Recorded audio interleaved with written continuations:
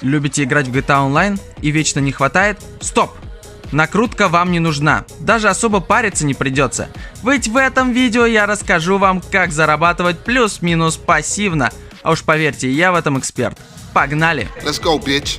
Если вы только начали играть в GTA Online и решили начать свой путь с этого видео, то специально для вас я даже решил начать игру заново, чтобы быть с вами плюс-минус в одной тарелке и в теме, и наиболее актуальный гайд все-таки сделать.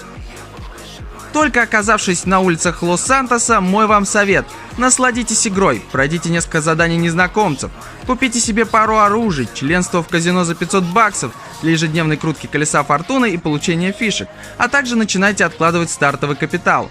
Буквально за полчаса я уже заработал почти 200к.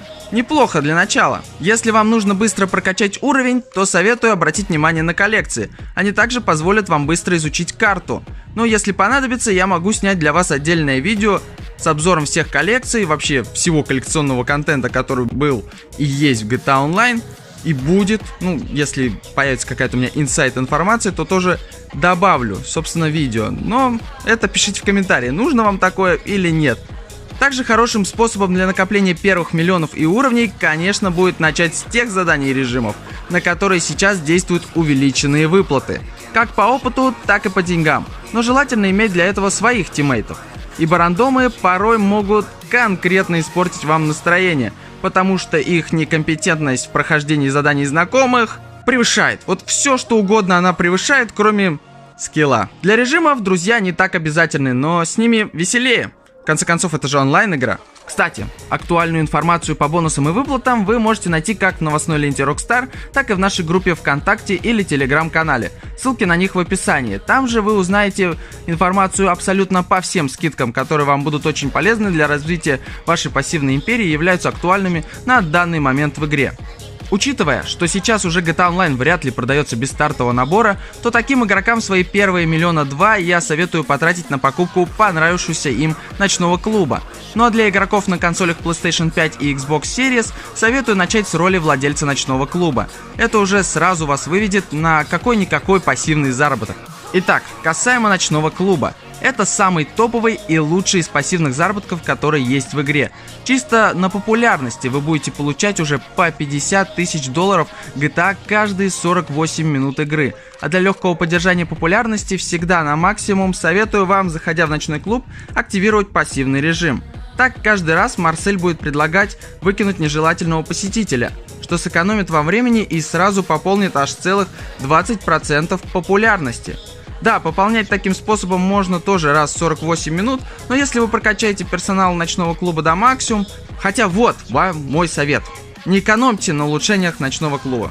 Прокачайте его по своему вкусу, на максимум улучшений, а также максимум этажей склада и гаражей. Ночной клуб — это единственный бизнес, который прям обязан быть прокачан на максимум. Это мое мнение, имхо. Дальше, для тех, у кого есть бесплатный бункер в Палетто. Для заработка там вам вообще не советую, устанете постоянно ездить туда-сюда. Но можете использовать его для открытия разработок и в качестве предприятия для ночного клуба. Да, снова ночной клуб. Как говорил, не скупитесь на максимум улучшений. Изначально у вас будет один техник. Его вы отправляете в бункер для производства партии оружия или по-другому охотничьего инвентаря. Далее техников вы покупаете по мере появления предприятий. На экране сейчас покажу наиболее эффективную расстановку техников. От более выгодного предприятия к менее выгодному.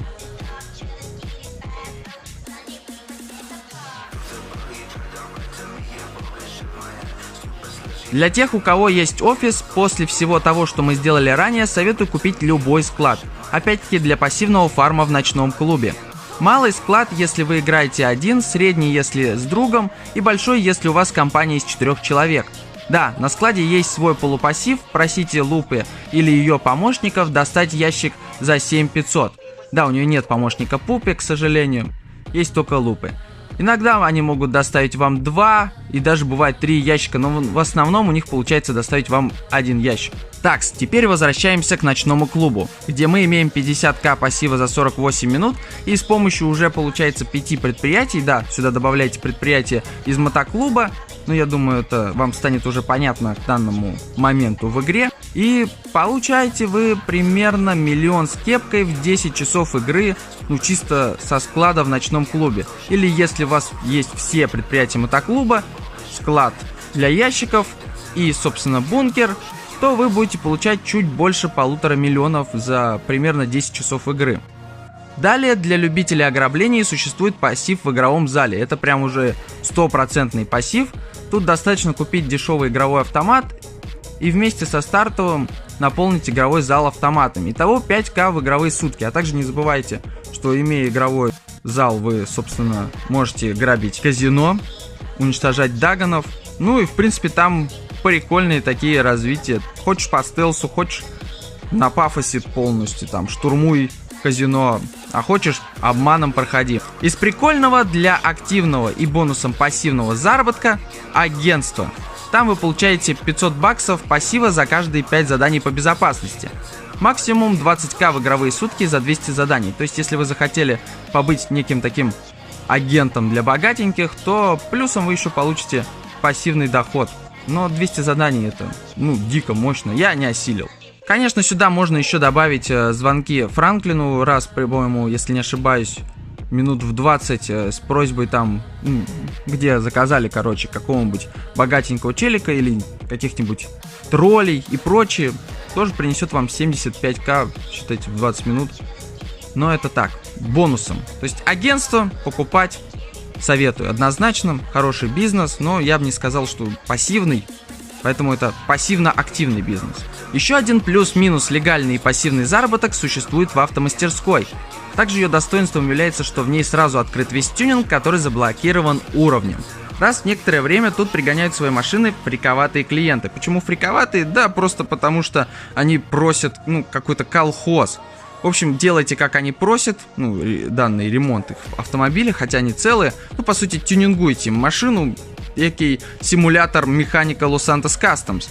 И советую тут отвозить самим, чтобы получить больше дохода. Но если вам лень, как и мне, то доверьтесь рандомайзеру, отправив механика. Если у вас 2 механика, то лучше одного механика, а вторую машину везите сами.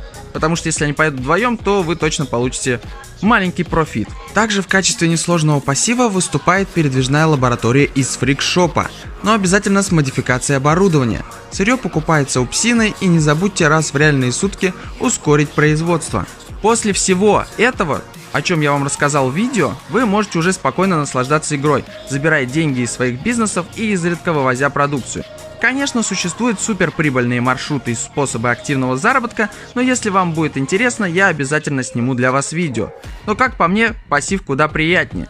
Столько времени чисто для того, чтобы играть, а не ныть и фармить. И вам вообще не понадобится прокачка. Вы просто играете в то, что вам нравится в GTA, но зачем накручивать себя, а потом говорить, мне скучно, у меня все есть. Пишите в комментарии, на какую тему вы бы хотели следующий видос. Ну а я не прощаюсь. Увидимся в Лос-Сантосе.